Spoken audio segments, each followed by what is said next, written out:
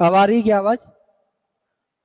Yes हाँ sir. अभी तो आ रही है। ओके, अभी कोई प्रॉब्लम हो तो बीच में मुझे मतलब रोक देना। ओके, तो ये तीन कॉन्सेप्ट पढ़े थे हमने। बाइंडिंग एनर्जी में हमारा सिंपल एक स्फेरिकल मॉडल कंसीडर किया था जिसमें हमारे न्यूक्लियॉन्स मिक्स्ड रहते हैं, न्यूट्रॉन्स और प्रोटॉन्स, और उसकी वजह से हमें एक सेमी एम्पिरिकल फॉर्मूला मिला था जो कि हमें बहुत एक्यूरेटली नेचर में जो एग्जिस्टिंग एलिमेंट है उनकी बाइंडिंग एनर्जी को डिफाइन करता है। ओके, जो कि एक तुम्हारा एक ग्राफ आता है इस टाइप से। ये तुम्हारा अगर बाइंडिंग एनर्जी पर न्यूक्लियॉन है और ये तुम्हारा ए है, तो इस टाइप से आता है कुछ हाइड्रोजन हीलियम करके, और यहाँ पे आयरन के टाइम मैक्सिमम होता है और वहां से फिर डाउन जाता है। ओके, तो ये ग्राफ हम एक सेमी एम्पिरिकल फॉर्मूले से हमने बहुत अच्छे से डिफाइन किया था, उसकी कुछ प्रॉपर्टीज भी स्टडी की थी, और इससे हमें एक कंक्लूजन मिलता है कि अभी एटलीस्ट न्यूक्लियस एक स्फेरिकल बॉल जैसे एग्जिस्ट करता है। ओके, ये पहला मॉडल था हमारा। उसके बाद हमने दूसरा चीज पढ़ा था एंगुलर मोमेंटम। तो एंगुलर मोमेंटम हमने ये देखा था कि vector sum of all the nucleus ही तुम्हारा total angular momentum of nucleus होता है। ओके, तो या फिर तुम ऐसे कह सकते हो कि न्यूक्लियर स्पिन जो होता है तुम्हारा आई से डिफाइन करते हैं, वो तुम्हारा क्या होगा, जे, मतलब अगर तुम्हारा number of nucleus one N है तो J1 vector sum J2 dot dot dot Jn, इस टाइप से वेक्टर सम होंगे। वेक्टर सम का मतलब क्या है कि जैसे J1 vector sum J2 define कर रहे हो तो उसका मतलब ये होगा mod of J1 minus J2 से लेके +1 करते जाओ तब तक जब तक J1 प्लस J2 आ जाए। ठीक है, तो ये केस जो होगा तुम्हारा, ये तुम्हारा टोटल इनके कॉम्बिनेशंस बनेंगे। तो ये मैंने एक एग्जांपल भी डिस्कस किया था। सेकंड हमने मतलब लास्ट टॉपिक जो हमने पढ़ा था मैग्नेटिक मोमेंट, उसको मैं थोड़ा और डिटेल में एक बार बता देता हूँ। तो हमने बेसिकली डिफाइन किया था कि तुम्हारा जब भी कोई भी एक चार्ज पार्टिकल सर्कुलर मोशन में जाता है तो उसकी वजह से एक मैग्नेटिक मोमेंट क्रिएट होगा, जिसको हमने डिफाइन किए थे कि फॉर मतलब इलेक्ट्रॉन के केस में वो बोर मैग्नेट्रॉन से डिफाइन होता है, न्यूक्लियस के केस में न्यूक्लियर मैग्नेट्रॉन से। तो हमने डिफाइन किया था कि म्यू होगा वो तुम्हारा वो होगा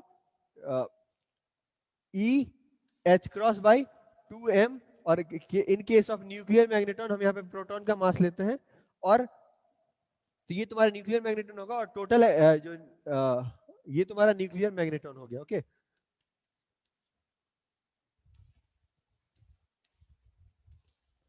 और इसी की वजह से जो टोटल मैग्नेटिक मोमेंट होता है वो तुम्हारा किस टाइप से होता है, एक टर्म आता है GL, जिसको हम लोग जी फैक्टर बोलते हैं।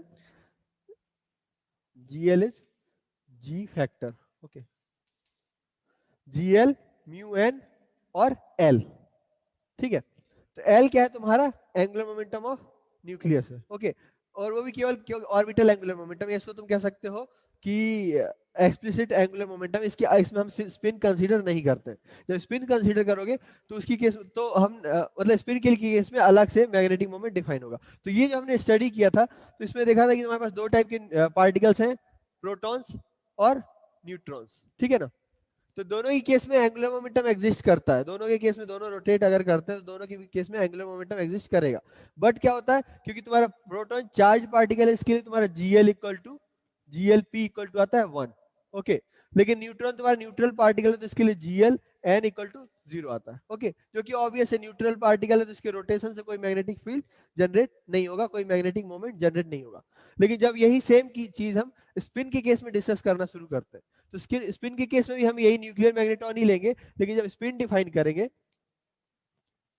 स्पिन, तो इसके केस में क्या होगा कि तुम्हारा म्यू इक्वल टू होगा, ये GL की जगह GS हो जाएगा म्यू एन, और यहाँ पे S आएगा, S तुम्हारा L की जगह S आएगा, स्पिन हाफ, जो कि प्लस माइनस हाफ हो सकता है। ओके, तो यहाँ पे जब हम ये GS की वैल्यू प्रेडिक्ट करते हैं तो थ्योरेटिकली डिराक इक्वेशन से, जो रिलेटिविस्टिक क्वांटम मैकेनिक्स की इक्वेशन है डिराक इक्वेशन, तो थ्योरेटिकली वो प्रेडिक्ट करता है for a point particle GS equals to 2 होना चाहिए, GS इक्वल्स टू 2 होना चाहिए फॉर अ पॉइंट पार्टिकल।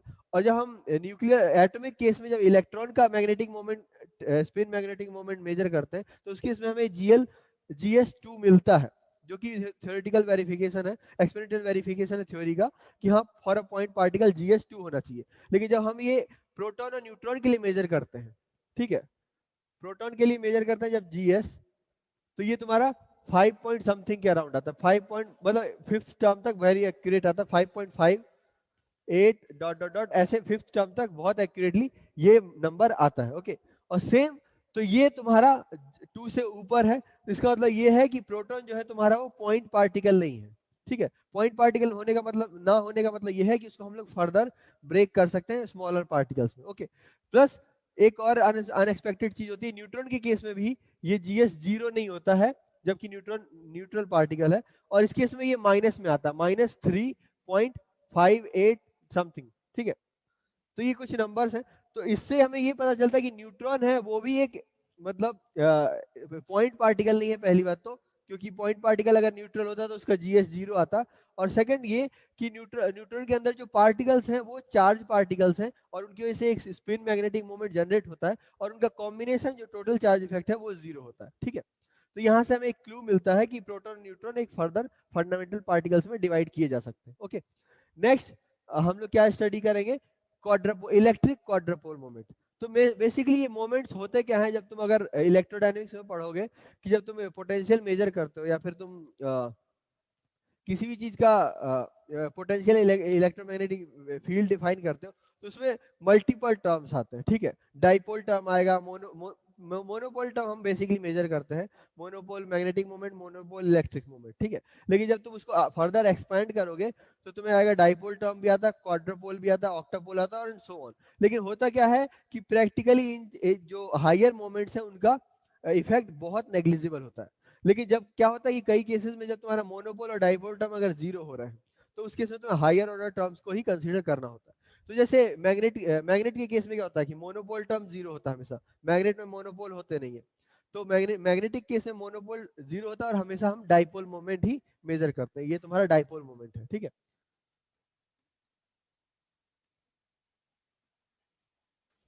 लेकिन इलेक्ट्रिक के केस में तुम्हें पता है कि सिंगल मतलब मोनोपोल टर्म एग्जिस्ट करता है, सिंगल चार्ज एग्जिस्ट कर सकता है। तो इलेक्ट्रिक केस में हम लोग मोनोपोल टर्म मेजर करते हैं, लेकिन फॉर हायर इफेक्ट और प्रॉपर्टीज को मतलब डिफाइन करने के लिए हम इलेक्ट्रिक क्वाड्रपोल मोमेंट भी मेजर करते हैं। Electric dipole moment obviously zero होता है न्यूक्लियस का, तो हम लोग क्वाड्रपोल मोमेंट मेजर करेंगे। तो ये मैं मिटा रहा हूँ।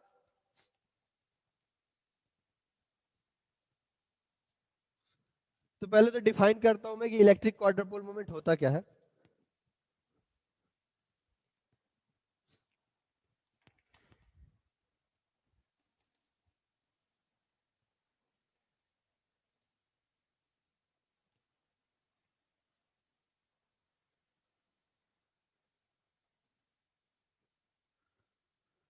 मोमेंट,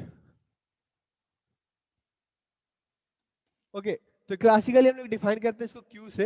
तो क्यू होगा तुम्हारा, क्यू इलेक्ट्रिक होता है तुम्हारा E into 3Z² minus R², या फिर इसको स्मॉल r लिख लो, ठीक है। तो क्लासिकली ये टर्म होता है। अब देखो तुम अगर कंसीडर करो कि तुम्हारा जो सिस्टम है या जो तुम्हारा चार्ज है, ओके, जो तुम्हारा चार्ज सिस्टम है अगर वो स्फेरिकली सिमेट्रिक है, स्फेरिकली सिमेट्रिक है मतलब जिसका जिसका एवरेज जो तुम्हारा x होगा x², वही तुम्हारा एवरेज y² होगा, और वही तुम्हारा एवरेज z² होगा, क्योंकि ये स्फेरिकली सिमेट्रिक है। तो इस केस में ये तुम्हारा, तुम्हें पता है कि x² plus y² plus z² equal to क्या होता है r²। अगर ये तीनों इक्वल हैं, सॉरी r², तो इसके तीनों इक्वल है तो सिंपली तुम्हारा आ जाएगा z² equal to r²/3।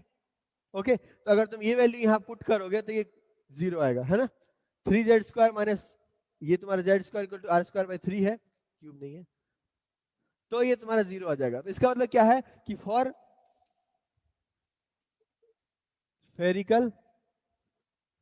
Spherically symmetric systems तुम्हारा QE जीरो होना चाहिए, ओके। और अगर तुम्हारा Z है, वो तुम्हारा मान लो कि तुम्हारा जो कोई भी पार्टिकल है वो एक ऑर्बिट में मूव कर रहा है, ठीक है, एक प्लेन में मूव कर रहा है, तो उस केस में तुम्हारा क्या होगा, Z इक्वल्स टू जीरो होगा। अगर तुम्हारा कोई जैसे अर्थ का प्लेनेटरी मोशन है वो एक प्लेन में है, तो उस केस में तुम अपना एक्सिस ऐसे चूज कर सकते हो कि XY प्लेन में अर्थ रोटेट करेगी और Z हमेशा तुम्हारा जीरो होगा। तो उस केस में सिंपली ये तुम्हारा Q इक्वल्स टू ER² हो सकता है ना। तो ये बेसिकली हमारे केसेस होते हैं दो क्लासिकली। अगर तुम इसको देखो, for motion in a plane, तुम्हारा क्यू ई इक्वल्स टू क्या होता है, सिंपली ई जो कि तुम्हारा चार्ज है एंड R², ओके। ऑब्वियसली अर्थ के केस में कोई चार्ज मतलब अर्थ के केस में कोई चार्ज नहीं होता, बट कोई अगर चार्ज पार्टिकल प्लेन में रोटेट कर रहा है तो तुम्हारा क्वाड्रुपोल मोमेंट ये होगा। ओके, नाउ अगर हम इसी चीज को क्वांटम मैकेनिक्स में एक्सटेंड करना चाहें तो हमें क्या करना पड़ेगा? क्वांटम मैकेनिक्स में हम चीजों को ऑब्जर्व मेजर कैसे करते हैं? जैसे ये तुम्हारा क्वांटिटी है तो इसको तुम्हें ऑपरेटर में कन्वर्ट करना पड़ेगा, और ऑपरेटर में कन्वर्ट करने का तुम क्यू क्यू ई मेजर करोगे, इक्वल टू होगा तुम्हारा E into integral psi star होगा तुम्हारा, फिर ये तुम्हारा होगा Z square minus three Z square minus R square psi D R, ठीक है, D Q R volume integration. Okay, तो ये तुम्हारा क्वाड्रपल मोमेंट होगा इन क्वांटम मैकेनिक्स। ओके, तो इस चीज को हम लोग मेजर करेंगे आगे, और इससे बहुत सारी प्रॉपर्टीज हम डिफाइन करते हैं। कई बार चीजें जब हम लोग को नीचे के मोमेंट से कुछ प्रॉपर्टीज डिफाइन नहीं कर पाते तो हम क्वाड्रपल मोमेंट मेजर करते हैं, और उससे हम लोग चीजों को स्टडी करने की कोशिश करते हैं। ओके, तो ये तुम्हारा क्वाड्रपल मोमेंट है। तो ये बेसिक डेफिनेशन थी, इसके अलावा हम इसमें कुछ डिस्कस नहीं करने वाले हैं। हम इसको यूज करेंगे क्वाड्रपल मोमेंट को बाकी प्रॉपर्टीज डिफाइन करने में। तो हम लोगों ने अभी तक जो सारी प्रॉपर्टीज पढ़ी उससे हमें न्यूक्लियस के फोर्सेस के बारे में क्या पता चला, ये लिस्ट करते हैं। ओके, कि अगर मान लो तुम लिस्ट करना चाहो तो बाइंडिंग एनर्जी से तुम्हें क्या पता चलता है कि तुम्हारे जो न्यूक्लियर फोर्सेस हैं वो बहुत शॉर्ट रेंज है, क्योंकि अगर लॉन्ग रेंज होते तो वो बाइंडिंग एनर्जी का जो टर्म है वो ए स्क्वायर पे डिपेंड करता है, लेकिन वो केवल ए पे डिपेंड करता है। जो बाइंडिंग एनर्जी का तुम्हारा वॉल्यूम टर्म है वो तुम्हारा प्रोपोर्शनल होता है, बाइंडिंग एनर्जी का वॉल्यूम टर्म प्रोपोर्शनल टू ए है इंस्टेड ऑफ ए स्क्वायर। इसका मतलब क्या है कि हर पार्टिकल अपने केवल नेबर पार्टिकल से ही इंटरेक्ट कर रहा है, उसके अलावा बाकी पार्टिकल्स को स्किप कर दे रहा है, केवल इनको ही इंटरेक्ट कर रहा है, बाकी को स्किप कर रहा है। इसका मतलब क्या है कि न्यूक्लियर फोर्सेस हैं जो तुम्हारे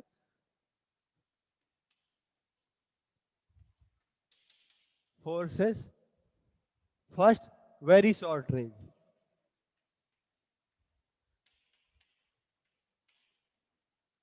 ओके, न्यूक्लियर फोर्सेस तुम्हारे बहुत शॉर्ट रेंज है, इससे ज्यादा वो इंटरेक्ट नहीं करते। ओके, सेकंड तुम्हें क्या होता है कि लॉन्ग रेंज पे ऑलमोस्ट नेग्लिजिबल, ये तो मतलब इसी से कंफर्म होता है। सेकंड तुम्हारा कि इलेक्ट्रॉन न्यूक्लियर फोर्सेस में कभी पार्टिसिपेट नहीं करता। ओके, अगर इलेक्ट्रॉन न्यूक्लियर फोर्सेस में पार्टिसिपेट करता तो जो हम लोग केमिस्ट्री पढ़ते हैं उसमें तुम्हें न्यूक्लियर फिजिक्स को पढ़ना पड़ता, ठीक है, जबकि हम केमिस्ट्री में कोई न्यूक्लियर फिजिक्स इंक्लूड नहीं करते। जब भी तुम केमिकल बाउंडिंग होती है उनमें कोई न्यूक्लियर फोर्स इंक्लूड नहीं होता है, ठीक है ना? तो electrons does do not participate, ठीक है। थर्ड ये है कि तुम इसको अप्रोक्सीमेट कर सकते हो सेंट्रल पोटेंशियल से, ठीक है। तो थर्ड ये है कि हम लोग इसको सेंट्रल पोटेंशियल से अप्रोक्सीमेट कर सकते हैं,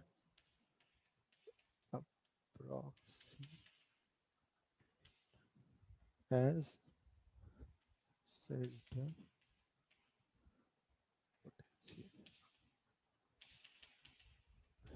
ठीक है। तो ये तीन प्रॉपर्टी है, लेकिन हमें ये प्रॉपर्टी सफिशिएंट नहीं है, हमें अभी और भी बहुत सारी इंफॉर्मेशन चाहिए न्यूक्लियर फोर्सेस के बारे में, और उसके लिए हम लोग क्या करेंगे, फर्दर कुछ मॉडल स्टडी करेंगे। तो सबसे जो सिंपलेस्ट मॉडल है, जैसे मतलब जब भी तुम कोई स्टडी शुरू करते हो जैसे क्वांटम मैकेनिक्स में, तो तुम सबसे सिंपल मॉडल लेते हो जिसको जिसको इजी मतलब सॉल्व करना इजी हो, और उससे हम कुछ इफेक्टिव सिग्निफिकेंट प्रॉपर्टीज डिड्यूस कर पाए। ओके, तो हमारा जो न्यूक्लियस के केस में सबसे मतलब अगर न्यूक्लियर फोर्सेस को स्टडी करना तो सबसे सिंपल मॉडल होता है वो तुम्हारा, वो होता है एक बाउंड स्टेट होता है, neutron proton bound state,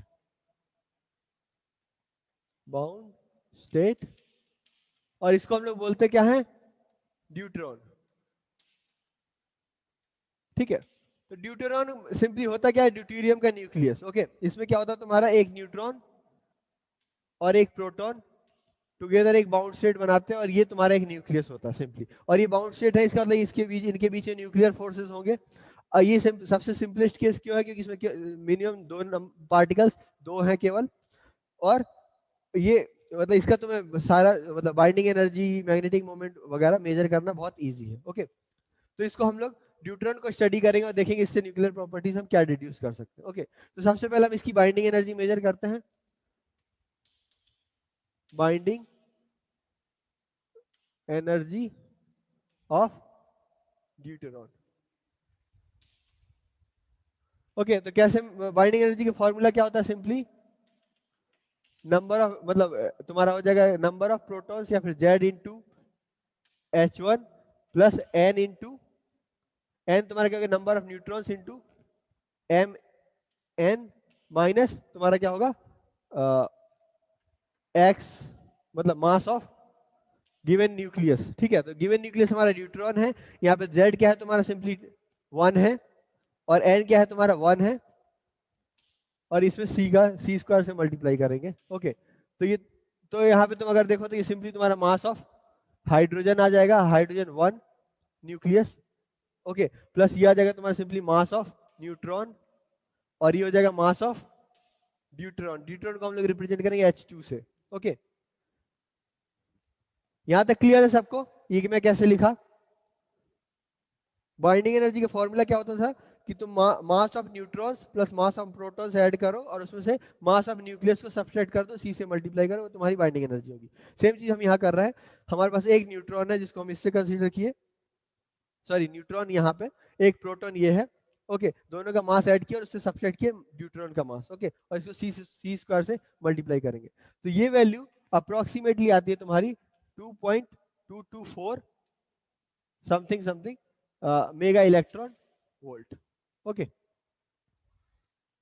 okay, तो ये तुम्हारा एक्यूरेट वैल्यू है। इसको तुम बहुत सारे इस फॉर्मूले से मेजर कर सकते हो, या फिर तुम इसको एक्सपेरिमेंटली भी मेजर कर सकते हो। कैसे? तुम सिंपली एक हाइड्रोजन एटम लो और उस पर एक neutron, low energy neutron throw करो, तो क्या होगा जब ये इससे कंबाइन होकर बाउंड स्टेट बनाएगा, तो तुम्हारा यहाँ पे तुम्हारा मान लो कि पहले तुम्हारा 1H था, और प्लस तुमने एक न्यूट्रॉन हिट किया इस पे, तो तुम्हें बनेगा क्या, 2H बन जाएगा, और प्लस एक गामा फोटोन रिलीज होगा। ओके, क्या होगा, बाउंड स्टेट जैसे ही बनेगी तो तुम्हें एक एनर्जी रिलीज होगी, और वो एनर्जी कितनी होगी, इक्वल टू बाइंडिंग एनर्जी। तो इस फोटोन की एनर्जी अगर तुम मेजर करोगे तो वो भी तुम्हारी बाइंडिंग एनर्जी की इक्वल होनी चाहिए, और एक्सपेरिमेंटली जब हम ये मेजर करते हैं तो वो भी अप्रोक्सीमेटली इसी, मतलब थर्ड ऑर्डर तक एग्जैक्टली सेम आती है, 2.24 समथिंग समथिंग। ओके, तो इससे ये प्रूव होता है कि जो बाइंडिंग एनर्जी है वो काफी एक्यूरेट है। ओके, अब देखो, अगर हमने बाइंडिंग एनर्जी जब पढ़ रहे थे तब मैंने बताया था तुम लोगों को कि जो average nuclear binding energy per nucleon होती है वो तुम्हारी होती है 8 के इक्वल। मतलब तुम्हारा binding energy per nucleon average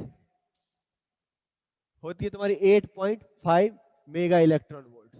ठीक है, जबकि इसकी एनर्जी केवल कितनी है, 2.24 मेगा इलेक्ट्रॉन वोल्ट, 224।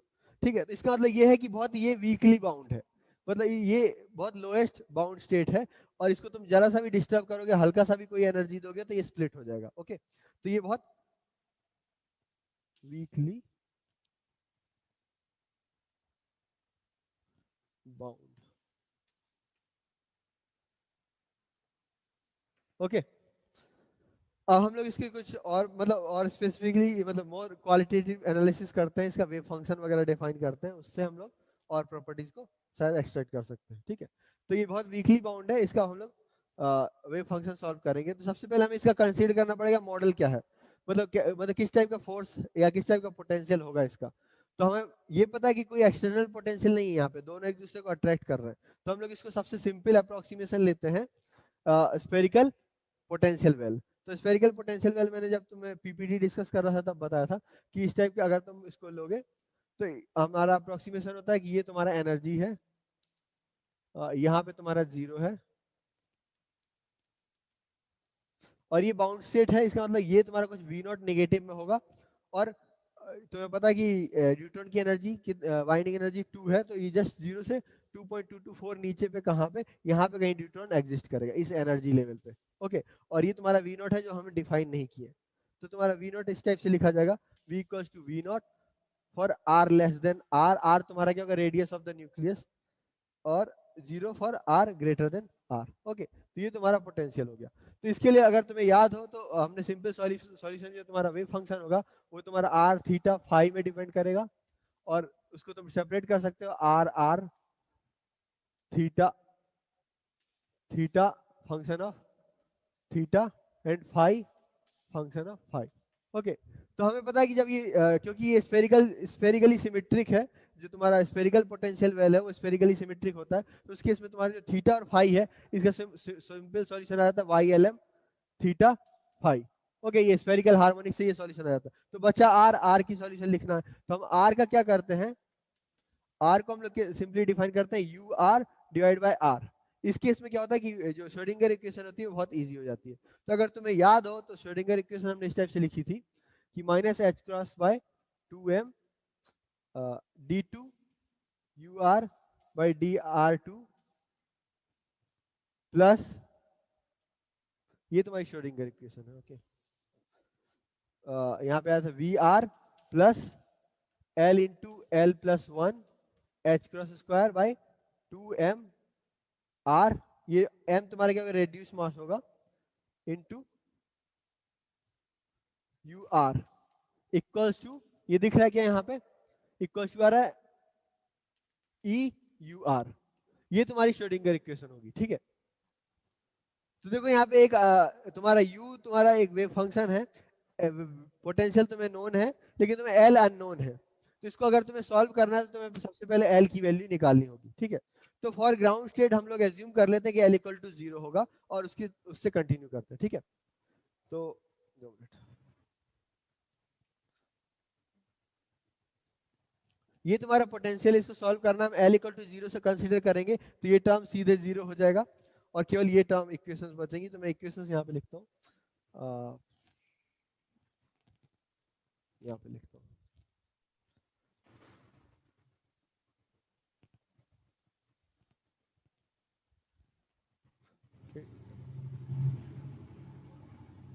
तुम्हारा सॉल्यूशन जो आएगा, सॉरी सॉल्यूशन नहीं, Schrodinger equation minus H cross square by 2m d2 u r divide by dr2 plus V R U R equals to E U are.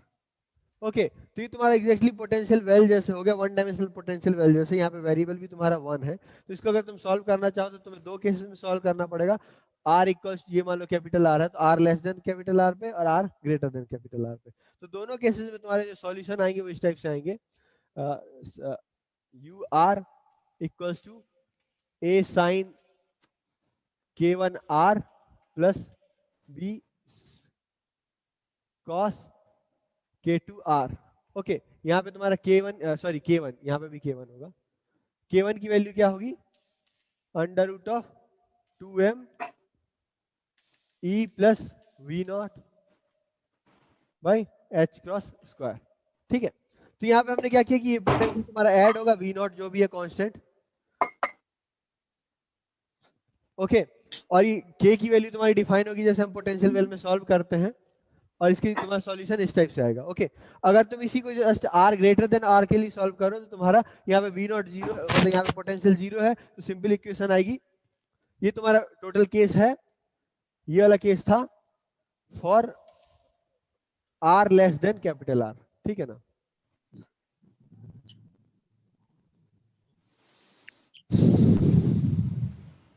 किसी को कोई डाउट है कि अभी तक इस मतलब ये डेरिवेशन क्लियरली समझ आ रहा है ना मैं क्या कर रहा हूँ? क्योंकि हम लोगों ने प्रेजेंटेशन में डिस्कस किया था कि करते क्या, अगर ये तुम्हारा ये 0 है तो सिंपली इस चीज को ट्रांसफर करो इधर, सेकंड ऑर्डर डिफरेंशियल इक्वेशन है, उसका सॉल्यूशन हम हमेशा एक्सपोनेंशियल या फिर साइन और कॉस के फॉर्म में अज्यूम करते हैं। ये कांस्टेंट्स हैं जिसको हम लोग डिटरमाइन करेंगे बाउंड्री कंडीशन लगा के कि बाउंड्रीज पे क्या होगा, R equal to 0 R equal to infinity पे क्या होगा, उस चीज को कंसिडर करके हम इन चीजों को डिफाइन करेंगे। ओके, तो यहाँ से अगर तुम आर ग्रेटर देन आर के लिए कंसिडर करो तो R greater than, for R greater than R तुम्हारा पोटेंशियल 0 है तो सिंपल तुम्हारा यू आर इक्वल टू हो जाएगा ई टू ए बी ले चुके हैं तो यहाँ सी ले रहा हूँ, सी ई पावर इसलिए ले रहा हूँ क्योंकि यहाँ पे आर टेंडिंग टू इन्फिनिटी आएगा, उस केस में ये डिफाइन इजी होता है, I K two R plus D E two power of minus I K two are.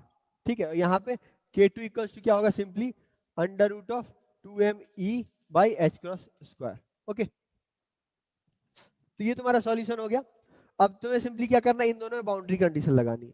तो पहला बाउंड्री कंडीशन हमारा ये होगा कि r टेंडिंग टू इन्फिनिटी पे वेव फंक्शन को 0 होना चाहिए। तो r टेंडिंग टू इन्फिनिटी पे तुम्हारा ये वाला केस आएगा, यहाँ पे अगर r इक्वल टू इन्फिनिटी रखोगे इस केस में तो तुम्हें पता चलेगा कि कौन सा कोई एक टर्म 0 होना चाहिए, c 0 हो जाएगा तुम्हारा, है ना, क्योंकि यहाँ पे अगर r इन्फिनिटी रखोगे तो ये ब्रो करेगा, तो ये वाला टर्म 0 होना चाहिए और ये d वाला केवल सर्वाइव करेगा। ओके, ऐसे ही तुम अगर r इक्वल टू 0 कंसीडर करोगे तो तुम्हारे यहाँ पे b वेनिश हो जाएगा, क्योंकि साइन 0 होता है, कॉस 0 नहीं होगा, इसलिए तुम्हें b को 0 करना पड़ेगा। तो यहाँ से हमारे दो कांस्टेंट चलेगा, ये टर्म चला गया और ये टर्म चला गया। उसके बाद तुम इन दोनों को कैसे इक्वेट करोगे, तो एट बाउंड्री कंडीशन पे तुमने हमने डिस्कस किया था कि तुम्हारा बाउंड्री कंडीशन पे कंटिन्यूटी होती है,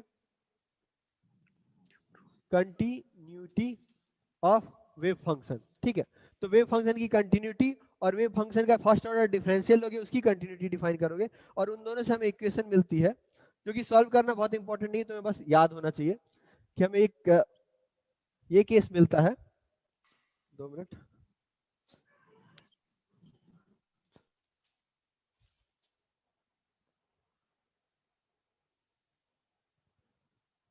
हाँ। K1 cot K1 R, capital R है, इक्वल्स टू हो जाता है यहाँ पे माइनस ऑफ K2, ठीक है। K1 cot K1 R equals to minus K2, ठीक है। तो इससे ज्यादा हम इस चीज को सॉल्व नहीं कर सकते। अब जो भी तुम्हें करना होगा, न्यूमेरिकली वैल्यूज पुट करके इसकी वैल्यू निकालनी होगी। तो न्यूमेरिकली हम लोग क्या कर सकते हैं, कैपिटल आर कैसे मेजर करेंगे, तो मैंने बताया था कि तुम लोग न्यूक्लियस की रेडियस कैसे मेजर करते हैं, हम लोग इलेक्ट्रॉन स्कैटरिंग के थ्रू। तो इलेक्ट्रॉन स्कैटरिंग एक मेथड है जिससे हम न्यूक्लियस की रेडियस डिफाइन कर सकते हैं अप्रोक्सीमेटली। तो अगर हम लोग ड्यूट्रॉन के केस में इलेक्ट्रॉन स्कैटरिंग स्टडी करते हैं, तो हमें मिलता है कैपिटल आर ऑलमोस्ट, वैल्यू क्या थी इसकी, हाँ 2.1 फर्मी के आसपास आता है ये, मतलब अप्रोक्सीमेटली 2.1 फर्मी। ओके, तो ये तुम्हारी वैल्यू आती है आर की। तो इससे तुम क्या करोगे, अगर आर की वैल्यू यहाँ रखोगे तो K1 और K2 में रिलेशन मिल जाएगा, और उससे तुम V नॉट डिटरमाइन कर सकते हो, जो तुम्हारा डेप्थ ऑफ द पोटेंशियल है। मैं ये मिटा रहा हूँ। ओके, यहाँ ड्रॉ कर रहा हूँ मैं। तो ये तुम्हारा इस टाइप से पोटेंशियल दिख रहा था, और तुम्हें पता था कि इसकी बाइंडिंग एनर्जी 2 है, 2.224 है, तो यहाँ पे कहीं मान लो ये 0 है। तो यहाँ से हम V नॉट जब डिटरमाइन करेंगे, V नॉट की वैल्यू आती है 38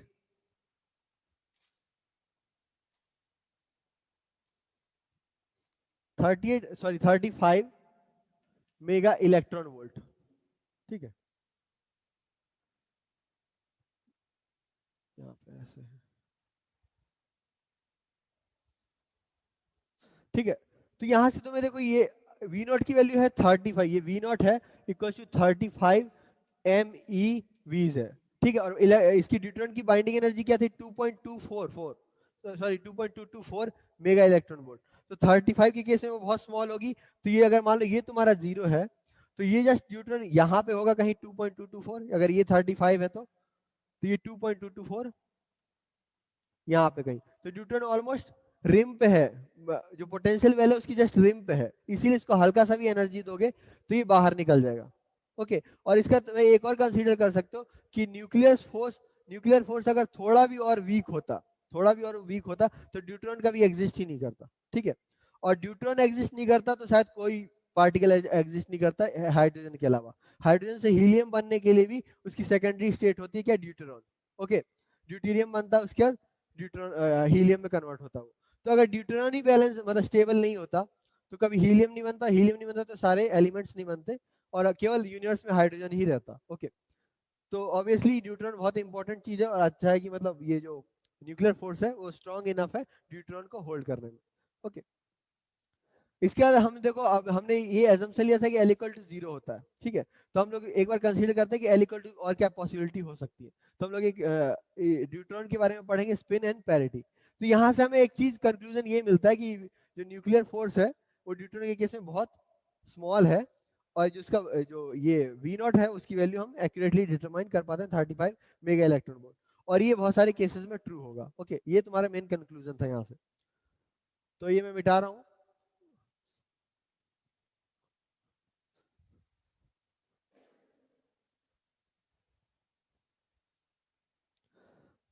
प्लस किसी भी प्रॉब्लम को क्वांटम मैकेनिकली स्टडी करने के लिए तुम्हें वेव फंक्शन निकालना बहुत जरूरी है, तो इसलिए हमने वेव फंक्शन कैलकुलेट किया। जब भी तुम कोई प्रॉपर्टीज मेजर करोगे तो वेव फंक्शन के थ्रू ही करोगे। तो एक आइडिया होना चाहिए जनरल कि ये सॉल्यूशन आता है तुम्हारा। ओके,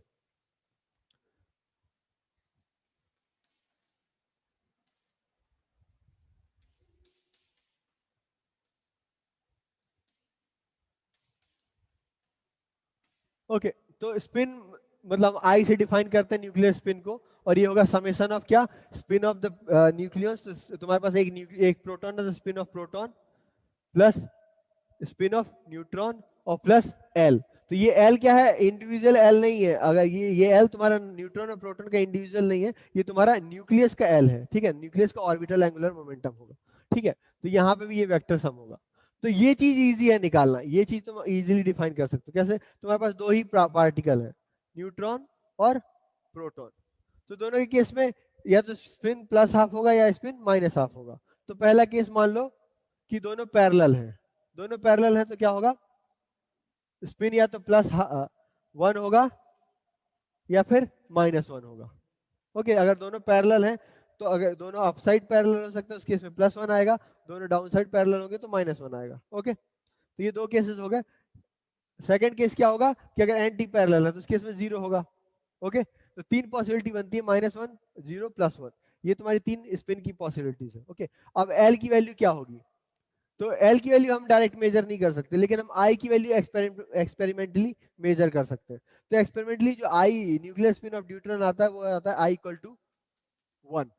ओके, तो अगर तुम इसको इक्वेट करो तो यहाँ से आएगा तुम्हारा पॉसिबल वैल्यू, तुम्हें ये 1 चाहिए, तो 1 = हो जाएगा तुम्हारा SP + SN और प्लस L।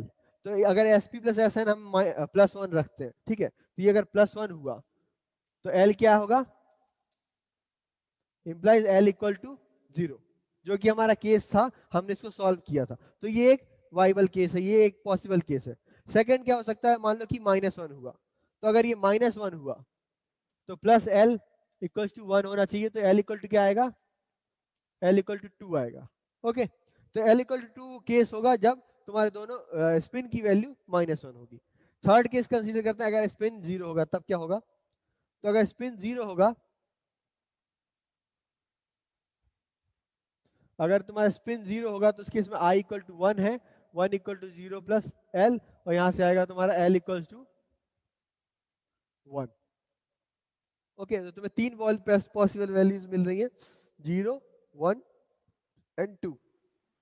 ओके, तो ये तीन पॉसिबल वैल्यूज हैं तुम्हारी न्यूक्लियर ऑर्बिटल एंगुलर मोमेंटम की। ओके, लेकिन अब हमें इसको और स्पेसिफाई करना होगा, तो उसके लिए हम क्या करेंगे, पैरिटी स्टडी करेंगे। तो पैरिटी एग्जैक्टली होता क्या है कि तुम्हारा अगर तुम कोऑर्डिनेट्स को फ्लिप कर दो r टेंड टू -r, तो उस केस में वेव फंक्शन पे क्या फर्क पड़ता है।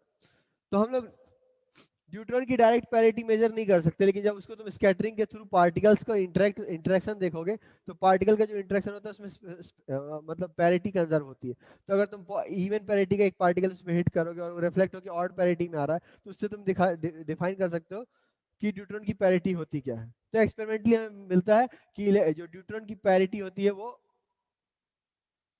पैरिटी = इवन, ठीक है, इवन पैरिटी या फिर +1 होता है, ठीक है।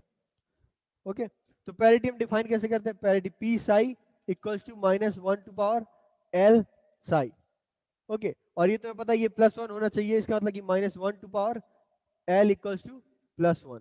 तो L की वैल्यू क्या पॉसिबल होगी, केवल इवन वैल्यूज ही पॉसिबल होगी, 0 या फिर 2। तो हमारे पास तीन केसेस थे, यहाँ पे L = था तुम्हारा 0, 1, 2, ये तीन केसेस थे, इसमें तुम्हारे इवन नंबर केवल 0 और 2 है। तो इसका तो तुम्हारे एल की पॉसिबल वैल्यूज हैं 0 और 2 होगी। ओके, अब हमने L = 0 के लिए कंसीडर किया है और L = 2 कंसीडर नहीं किया। तो बेसिकली हम लोग क्या अज्यूम करते हैं कि जो ड्यूट्रॉन है वो हमेशा L = 0 में मोस्ट ऑफ द केसेस में रहेगा, और बहुत एक्स्ट्राऑर्डिनरी केसेस में L = 2 स्टेट में भी रह सकता है। तो L = 0 को हम लोग डिफाइन करते हैं S से। अगर तुम SPDF ऑर्बिटल टाइप देखोगे तो L = 0 होता है तुम्हारा S, और ये होता है P, सॉरी L = 1 P होता है और L = 2 D होता है। तो और S और D स्टेट में न्यूट्रॉन रह सकता है, उसके अलावा और किसी स्टेट में नहीं रहेगा। ओके, तो ये दो दो केसेस तुम्हारे आते हैं यहाँ से। अब हम लोग और एक्सपेरिमेंटली डिफाइन करेंगे कि एग्जैक्टली इनमें से कौन सा स्टेट प्रेफर करता है, ठीक है। तो बेसिक अजम्पशन ये है हमारा कि L = 0 पॉसिबल है और L = 2 पॉसिबल नहीं है। ओके, L = 2 पॉसिबल क्यों नहीं है, क्योंकि तुम्हारा वेट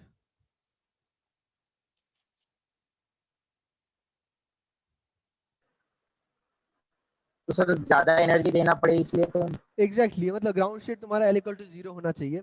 वो एक केस हो सकता है कि तुम्हारा L इक्वल टू 2 ज्यादा एनर्जी डिमांड करेगा और हायर स्टेट में रहेगा, जबकि तुमने देखा कि न्यूक्लियर जो न्यूट्रॉन है वो बाउंड स्टेट उसका बहुत स्लो है, उसको हल्का सा भी एनर्जी दोगे तो वो ब्रेक हो जाएगा। तो इसका मतलब L इक्वल टू 2 इतना फिजिबल स्टेट नहीं है। ओके, मतलब अच्छा करेक्शन था तुम्हारा। सर डी एस में भी रह सकता है ना, एस में बहुत कम रहेगा ना, क्योंकि एस में भी ज्यादा एनर्जी देना पड़ सकती है। नहीं हाँ एग्जैक्टली तुम बात सही कह रहे हो, वही मैं दूसरे लैंग्वेज में बोला कि एस ऑर्बिटल में जब एस में रहेगा, एस स्टेट में रहेगा न्यूट्रॉन, तो उसकी एनर्जी कम होगी, मतलब वो ग्राउंड स्टेट में होगा।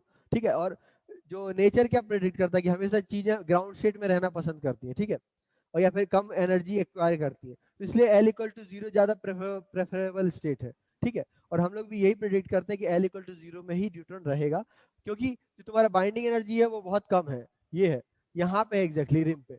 तो L इक्वल टू 0 मान लो, ये L इक्वल टू 0 स्टेट है। अब यहाँ से तुम हल्का सा भी ऊपर उठाओगे तो पोटेंशियल वेल के बाहर आ जाएगा, और पोटेंशियल वेल के बाहर आना मतलब न्यूट्रॉन और प्रोटॉन अलग अलग फ्लाई आउट कर जाएंगे। ठीक है, तो इसका मतलब L equal to 2 state exist नहीं करनी चाहिए इन प्रिंसिपल। लेकिन हाँ जब हम एक्सपेरिमेंटली मेजर करेंगे तो हमें ऐसा नहीं मिलेगा। और एक्सपेरिमेंटली हम मेजर किस चीज से करेंगे, तो तुम्हारा स्पिन का कंट्रीब्यूशन कहाँ आता है, डाइपोल मोमेंट में। तो हम लोग ये डाइपोल मोमेंट मेजर करेंगे, मैग्नेटिक डाइपोल मोमेंट, और उससे देखेंगे कि होता क्या है एग्जैक्टली। ठीक है, तो सर मैग्नेटिक डाइपोल। एक डाउट और था। हाँ बोलो बोलो बोलो। सर वो spin spin plus half minus half होता है ना। हाँ स्पिन तुम्हारी दो वैल्यू होती है, माइनस हाफ और प्लस हाफ। ओके, ये दो वैल्यूज एक तो सर ये पार्टिकल। जीरो जीरो इसलिए हो सकता है कि तो मान लो जीरो। तुम्हारा जीरो, मान लो कि न्यूट्रॉन अप है और प्रोटॉन डाउन है, तो ये प्लस हाफ हुआ, ये माइनस हाफ हुआ, दोनों का समेशन क्या हो जाएगा, 0। ठीक है सर। ओके, तो हम लोग समेशन ले रहे थे ना, एस एन और प्लस एस पी, तो ये समेशन ले रहे थे, इसलिए ये एक बार 1 हो रहा था। अगर हाफ और हाफ दोनों प्लस होंगे तो 1 होगा, दोनों माइनस होंगे तो -1 होगा, और दोनों अगर इवन ऑड होंगे तो 0 होगा। ओके, तो उस केस में तुम्हारा 0 आ रहा था। हाँ तो अब हम लोग इसका ऑब्वियसली यही मेजर करना चाहेंगे। तो मान लो मैं इसका मैग्नेटिक मोमेंट मेजर करना है। ओके, तो मैग्नेटिक ऑब्वियसली हम स्पिन वाला मेजर नहीं करेंगे, हम केवल ऑर्बिटल डाइपोल मोमेंट मेजर करेंगे, एल वाला। तो ये तुम्हारा होगा म्यू इक्वल हो जाएगा जी एल, उसके बाद म्यू एन और एल। ठीक है, वेट,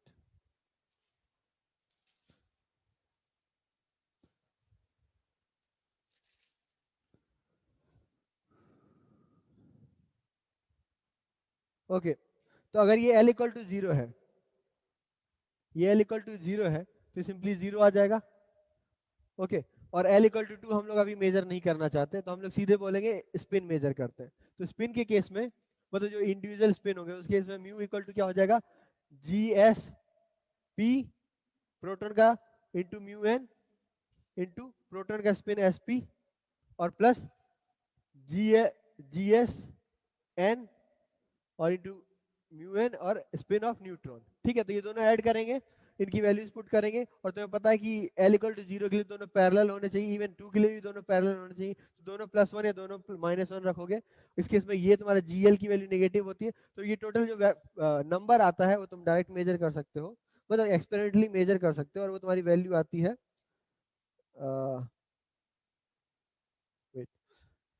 0.8798 समथिंग, 9809। इसकी यूनिट क्या होगी इसकी, न्यूक्लियर मैग्नेट्रॉन। ठीक है, तो ये तुम्हारा वैल्यू आती है। ओके, तो ये तुम्हारा कैलकुलेटेड वैल्यू, अगर तुम यहाँ पे स्पिन की वैल्यू रखे, जीएल की वैल्यू रखे, म्यूएन की वैल्यू हमने एज इट इज रखा, तो यहाँ से तुम्हें ये वैल्यू मिलती है। अब तुम इसको एक्सपेरिमेंटली जब मेजर करोगे, तो एक्सपेरिमेंटली वैल्यू जो तुम्हारी आती है वो आती है तुम्हारी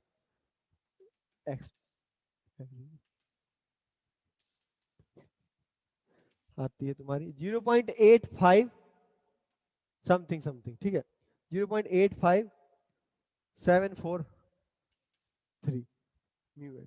ठीक है, तो अब दिक्कत क्या है कि ये क्लोज है बट एक्यूरेट नहीं है, बहुत एग्जैक्ट नहीं है, और जबकि हम लोग एक्सपेक्ट करते हैं कि कम से कम 4th ऑर्डर तक ये एग्जैक्ट होनी चाहिए, 4th ऑर्डर तक ये नंबर मैच करने चाहिए। तो कहीं ना कहीं ये डिस्क्रिपेंसी आ रही है ना, क्योंकि हमारे जीएल की वैल्यू बहुत एक्यूरेट रखी है हमने, तो ये वैल्यू भी बहुत एक्यूरेट होनी थी लेकिन उतनी है नहीं। तो उसको हम लोग कैसे फिक्स करेंगे, ये मैग्नेटिक मोमेंट में जो डिफरेंस आ रहा है इसके लिए क्या फैक्टर हो सकते हैं। तो हम लोग को पहला डाउट यही जाता है कि हो सकता है L=2 स्टेट भी कंट्रीब्यूट कर रही होगी। ओके, तो अगर L=2 स्टेट कंट्रीब्यूट करेगी तो उस केस में क्या होगा। तो हमारे पास ऑब्जर्व वैल्यू है, सॉरी ये कैलकुलेटेड वैल्यू है, ऑब्जर्व वैल्यू है, हम इसको इक्वेट करेंगे। तो मान लो कि तुम्हारा जो स्टेट है, ये मिटा दूं ना, ये ज्यादा काम करनी है, ये मिटा देते हैं, ठीक है।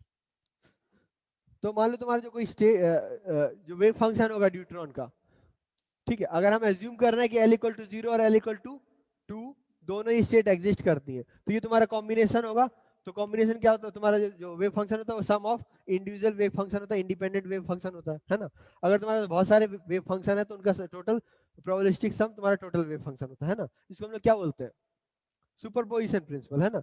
वेव फंक्शन क्या होगा, तुम्हारा superposition of all the states होगा। तो तुम्हारे पास एक एस स्टेट है, ठीक है, एस स्टेट में साई L=0 होगा, और प्लस एक डी स्टेट है ए डी, यहाँ पे साई तुम्हारा क्या होगा, L=2 होगा। ओके, तो ये दो स्टेट्स हैं। अगर इन दोनों स्टेट से तुम मैग्नेटिक मोमेंट मेजर करना चाहोगे म्यू, तो तुम्हारा क्या होगा, मैग्नेटिक मोमेंट हम एक्सपेक्टेशन वैल्यू लेंगे, तो एक्सपेक्टेशन वैल्यू में साई स्टार मल्टीप्लाई होगा प्लस म्यू, तो ये टर्म स्क्वायर हो जाएगा, ये ऑर्थोगोनल है ही, तो ये 1 हो जाते हैं। तो सिंपली तुम्हारा क्या होगा, ये AS² mu L=0 plus AD² mu L=2। Okay, अब देखो ये वाला टर्म मेजर करने के लिए तुम्हें वेव फंक्शन की वैल्यू पता होना जरूरी है। अगर वेव फंक्शन नहीं है तो ये मतलब दिक्कत होगी निकालने, बट इसको हम थ्योरेटिकली इस टाइप से मेजर कर सकते हैं ना। L=0 यहाँ रखो, S की वैल्यूज यहाँ रखो, और टोटल L=2 यहाँ रखो, और ऐड करो तो इसकी वैल्यू डिटरमाइन कर सकते हो। तो इसकी वैल्यू मान लो हमने मेजर कर ली, और इसकी वैल्यू हमें नोन है, और इसकी वैल्यू हमें मेजर कर ली। हमें अननोन क्या है, ये टर्म्स, ये जो AS² और AD² है, ये अननोन है। तो तुम्हें बस दो अननोन मिलेंगे, इसको तुम बैलेंस कर सकते हो, और तुम्हें बाद में मिलेगा कि AS² आता है तुम्हारा 9.96 समथिंग, ठीक है, और AD² आता है 0.04। ओके, तो ये तुम्हारी प्रोबेबिलिटी है। ये फैक्टर क्या देते हैं, प्रोबेबिलिटी ऑफ वेव फंक्शन देते हैं ना, ये जो कोफिशिएंट होते हैं वो प्रोबेबिलिटी ऑफ वेव फंक्शन देते हैं। तो ये प्रोबेबिलिटी तुम्हारा क्या था, 96.96 और 0.04, ठीक है। तो इसको तुम अगर परसेंटेज में कन्वर्ट करोगे तो इसका मतलब क्या है कि L=0 स्टेट है, वो तुम्हारी कंट्रीब्यूट कर रही है 96%, और L=2 स्टेट है, वो कंट्रीब्यूट कर रही है 4%। ओके, तो इसका मतलब ये है कि जो न्यूट्रॉन है वो 96% L=0 स्टेट में रहता है, लेकिन 4% of the time L=2 state में भी रह सकता है। और इसीलिए ये न्यूक्लियर मैग्नेट्रॉन डायमैग्नेटिक मोमेंट है, उसमें ये डिफरेंस आता है, और इसको तुम एडजस्ट कर सकते हो, ठीक है।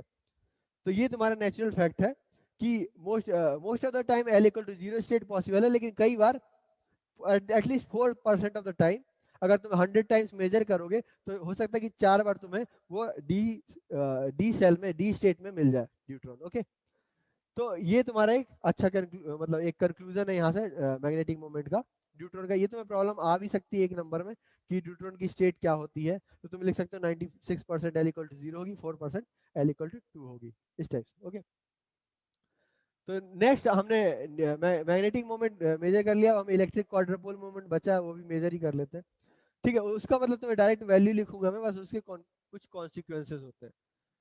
तो बाउंड स्टेट, तो क्वाड्रपोल मोमेंट होगा क्या, सिंपली तुम्हारा फॉर्मूला गिवन है तुम्हें। तो तुम्हें पता है कि L=0 L=2 दोनों ही स्टेट एग्जिस्ट करते हैं, तो दोनों ही में तुम्हें क्वाड्रपोल मोमेंट मेजर करना होगा।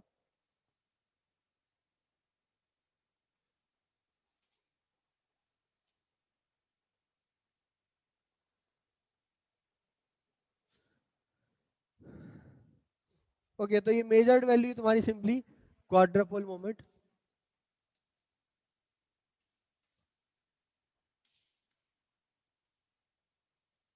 आती है Q=0.00288 प्लस माइनस समथिंग, तो मतलब प्लस माइनस 0.00002 समथिंग ऐसे आती है, ठीक है। तो ये एटलीस्ट फोर्थ ऑर्डर तक एक्यूरेट है, उसके आगे ऊपर नीचे होता है। तो ये तुम्हारी मेजर्ड वैल्यू है। अगर तुम इसको वेव फंक्शन से मेजर करना चाहोगे, ओ सॉरी, तो हमने पहले ही डिस्कस किया था कि अगर L इक्वल टू 0 होगा, L इक्वल टू 0 क्या केस होता है तुम्हारा, स्फेरिकली सिमेट्रिक। एस ब्लॉक कैसा होता है तुम्हारा, पूरा स्फेरिकल होता है, ठीक है। एस जो एस स्टेट होती है वो स्फेरिकली सिमेट्रिक होती है, उस केस में तुम्हारा इलेक्ट्रिक सॉरी क्वाड्रुपोल मोमेंट 0 आना चाहिए। तो इसका मतलब ये नॉन जीरो है, इसका मतलब डी कंट्रीब्यूट कर रहा है, L इक्वल टू 2 या फिर डी स्टेट कंट्रीब्यूट कर रहा है, जो कि तुम्हारा इस टाइप से होता है ना, या फिर इस टाइप से कुछ होता है, ठीक है। तो ये चीज कंट्रीब्यूट कर रही है। और इसका तुम अगर मेजर करना चाहो तो सबसे पहले इंपॉर्टेंट पॉइंट क्या है कि अगर क्वाड्रुपल मोमेंट मेजर करना भी है तुम्हें, तो तुम्हें ये Sai star Q Sai D are ये निकालना होगा, ठीक है, डी क्यू आर। तो इस केस में क्या है कि तुम्हें ये क्यू अगर मेजर करना है L इक्वल टू 2 स्टेट के लिए, तो सबसे पहले तुम्हें ये साई स्टार वेव फंक्शन चाहिए L इक्वल टू 2 के लिए, और जो कि निकालना बहुत हार्ड है। तो हम लोग कभी इसको कैलकुलेट नहीं करते, बस हम ये मान लेते हैं कि ये डी डी ब्लॉक तुम्हारा कुछ कंट्रीब्यूट करता है। तो एक्सपेरिमेंटल एविडेंस है कि तुम्हारा जो डी ब्लॉक है या फिर डी स्टेट है वो एग्जिस्ट करता है ड्यूट्रॉन के केस में, but for a very small percentage, okay, only 4%। तो ये तुम्हारा आज का लेक्चर, मतलब यहाँ पे कंक्लूड कर रहा हूँ मैं कि ड्यूट्रॉन तुम्हारा एक इम्पोर्टेंट, मतलब हमें एटलीस्ट कुछ अंडरस्टैंडिंग मिला न्यूक्लियर फोर्सेस के बारे में, है ना, कि न्यूक्लियर फोर्सेस तुम्हारे अच्छा क्या अंडरस्टैंडिंग मिला, हम लोग कैसे कंक्लूड करेंगे। तो अगर ओके तो अगर तुम्हारा जो हमने हमारा एजम्पशन था स्फेरिकली सिमेट्रिक पोटेंशियल लिया और हमने उससे वेव फंक्शन सॉल्व किया, हमें L equal to 0 ground state मिलता है जिसमें तुम्हारा न्यूट्रॉन को होना चाहिए, बट वहां नहीं है। और थोड़े डिफरेंसेस कहाँ थे, मैग्नेटिक और क्वाड्रुपल मोमेंट में। तो इससे हमें मतलब बहुत डिटेल में जाएंगे नहीं, बट इससे कंक्लूजन ये मिलता है कि कुछ ऐसे फोर्सेस हैं जो कि अभी अभी हम न्यूक्लियर स्टेट के बारे में नहीं समझते, या फिर जो हमारा पोटेंशियल मॉडल था स्फेरिकल पोटेंशियल वेल, वो बहुत एक्यूरेट मॉडल नहीं है जिससे ये बहुत सारी चीजें प्रेडिक्ट की जा सके, क्योंकि हमें ऑब्वियसली L इक्वल टू 2 के लिए वेव फंक्शन मेजर भी नहीं कर पा रहे हैं, ठीक है। तो हमें ये प्रॉपर्टी स्टडी करने के लिए हमें और सिस्टम को स्टडी करना जरूरी है। बट दिक्कत ये है कि इसके अलावा कोई बाउंड स्टेट एग्जिस्ट नहीं करती, इससे सिंपल इसका सीधे हीलियम एग्जिस्ट करता है, और हीलियम के लिए वेव फंक्शन सॉल्व करना ऑलमोस्ट इम्पॉसिबल है, ओके। तो होता क्या है कि और कोई बाउंड स्टेट एग्जिस्ट नहीं करता, और उसके आगे जो न्यूक्लियस है बहुत कॉम्प्लिकेटेड है, तो हम लोग क्या करते हैं कि दूसरे मेथड्स चूज करते हैं न्यूक्लियर फोर्सेस को स्टडी करने के लिए। और दूसरे मेथड होते क्या होंगे, क्या, स्कैटरिंग, ठीक है। तो हम लोग क्या करेंगे कि किसी भी एक इंडिविजुअल न्यूट्रॉन या प्रोटॉन को रख लेंगे लैब में, कहीं भी एक जगह सिचुएट करेंगे, और दूसरे न्यूट्रॉन या प्रोटॉन से उसको हिट करेंगे, स्कैटरिंग करेंगे उसकी। और स्कैटरिंग में क्या होगा, कुछ इंटरेक्शन होगा, एक क्लोज रेंज में जाके इंटरेक्शन होगा, उसके बाद स्कैटर करके कहीं आएगा, उसको हम डिटेक्ट करेंगे, डिटेक्ट करके उसकी प्रॉपर्टी स्टडी करेंगे, उसकी स्पिन पैरिटी में क्या चेंजेस हुए, ठीक है। और उन चेंजेस से तुम कंक्लूड कर सकते हो कि जो जिस चीज को हिट किया उसका इंटरेक्शन का नेचर क्या था, ठीक है। तो हम लोग अभी ऑब्वियसली न्यूक्लियर फोर्सेस के बारे में दो तीन चीजें पहले से जानते हैं कि वो शॉर्ट रेंज है वगैरह। इससे हमें एक और कंक्लूजन मिलता है कि इसमें एक टेंसर कंपोनेंट आना चाहिए, ठीक है। क्यों आना चाहिए वो मैथमेटिकल डिटेल्स में हमें जाने की जरूरत नहीं, बट यहाँ से L इक्वल टू 2 इतना कंट्रीब्यूट कर रहा है, इसका मतलब ये है कि जो जो सेंट्रल टर्म है उससे थोड़ा डेविएट होता है न्यूक्लियर फोर्स, और इसमें एक टेंसर कंपोनेंट आएगा, ठीक है। तो उसको हम लोग नेक्स्ट लेक्चर में हम जब स्कैटरिंग पढ़ेंगे तो डिटेल से देखेंगे कि ये स्पिन और ये सब न्यूक्लियर फोर्स को कैसे कंट्रीब्यूट करता है, ठीक है।